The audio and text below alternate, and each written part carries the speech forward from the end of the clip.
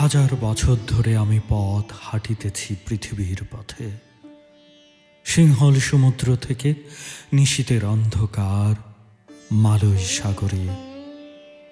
অনেক ঘুরেছি আমি বিম্বিসার অসুখের ধূসর জগতে।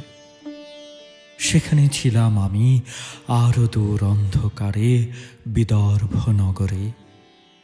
আমি ক্লান্ত প্রাণ এক, চারিদিকে জীবনের সমুদ্র সফেন। আমারে দুদণ্ড শান্তি দিয়েছিল নাটোরের বনলতা সেন। চুল তার কবেকার অন্ধকার বিদিশার নিশা, মুখ তার শ্রাবস্তির কারুকার্য। অতি দূর সমুদ্রের পর হাল ভেঙে যে নাবিক হারায়েছে দিশা। সবুজ ঘাসের দেশ যখন সে চোখে দেখে দারুচিনি দ্বীপের ভিতর, তেমনি দেখেছি তারে অন্ধকারে। বলেছে সে এতদিন কোথায় ছিলেন।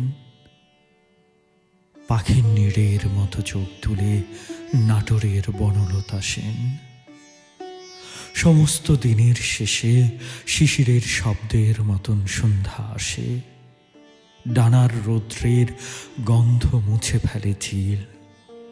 পৃথিবীর সব রং নিভে গেলে পাণ্ডুলিপি করে আয়োজন। তখন গল্পের তরে জোনাকির রঙে ঝিলমিল।